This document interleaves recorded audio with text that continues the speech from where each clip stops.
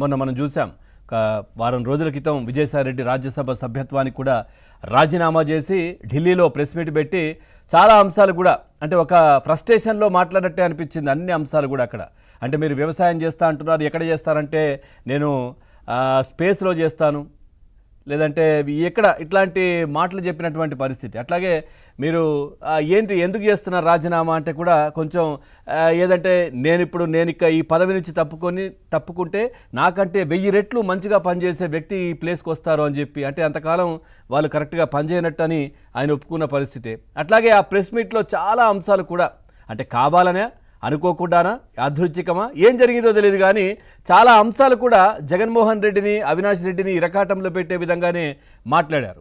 So అక్కడ ఉన్నటువంటి విలేకరు మిత్రులు అడిగినటువంటి ప్రశ్నలకు ఏంటి మరి మీరు అవినాష్ రెడ్డికి ఏదైతే మీరు గుండెపోటు అని చెప్పారు అప్పుడు వివేకానంద రెడ్డి హత్యకు సంబంధించి అంటే అవును నేను అవినాష్ రెడ్డికి ఫోన్ చేశాను, అవినాష్ ఏమైంది అని చెప్పి నేను అడిగాను.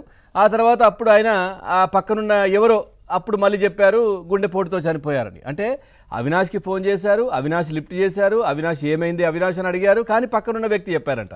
అంటే ఇక్కడ గుండెపోటు అనేది అవినాష్ చెప్పారు అని చెప్పేసి చెప్పకనే చెప్తూ అక్కడ ఏదైతే దీనికి సంబంధించి అందరూ అనుకుంటున్నటువంటి విషయం ఆ ప్లేస్లో వాళ్ళందరూ ఉన్నారనే విషయాన్ని చెప్పకనే విజయసాయిరెడ్డి గారు చెప్పినట్టు అయిపోయింది పూర్తిగా.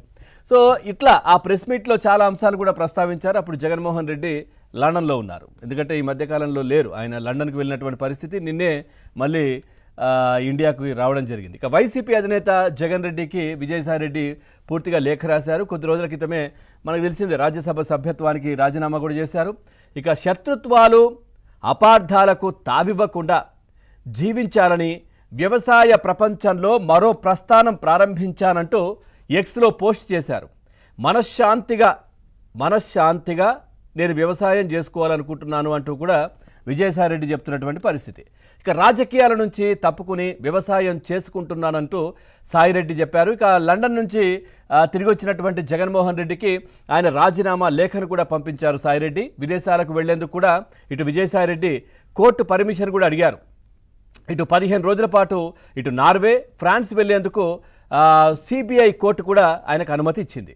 ఫిబ్రవరి 10 నుంచి మార్చి 10 లోపు అంటే 15 రోజుల పాటు విదేశీ పర్యటనకు ఆయనకు అనుమతి ఇవ్వడం జరిగింది. మరి కాకినాడ పోర్ట్ ఇష్యూ కూడా ఉంది కదా, మరి కాకినాడ పోర్టు వ్యవహారానికి సంబంధించి కూడా సిఐడి, ఈడీ కేసులు కూడా నమోదు చేసినటువంటి పరిస్థితి. సో ఈ కేసు విషయంలో కూడా ఇప్పటికే ఆయనకు లుకౌట్ నోటీసులు కూడా సిఐడి ఇవ్వడం జరిగింది. ఇప్పుడు విదేశాలకు వెళ్లేందుకు సిఐడి అనుమతి తప్పనిసరి అని చాలామంది చెప్తున్నటువంటి పరిస్థితి కనిపిస్తోంది. మరి జగన్మోహన్ రెడ్డికి కూడా లేఖ రాశారు. పార్టీ సభ్యత్వానికి ఆల్రెడీ ఏదైతే పదవికైతే రాజీనామా చేశారు రాజ్యసభ సభ్యత్వానికి, మరి పార్టీ సభ్యత్వానికి సంబంధించి కూడా రాజీనామా చేశారు. మరి ఎందుకు బయటకు రావాలనుకున్నారు విజయసాయిరెడ్డి, మరి ఎందుకు విదేశాలకు వెళ్ళాలనుకుంటున్నారు, ఈ అన్ని అంశాలకు సంబంధించి మనం చర్చలోకి వెళ్దాం. చర్చలో పాల్గొంటున్నారు రాజకీయ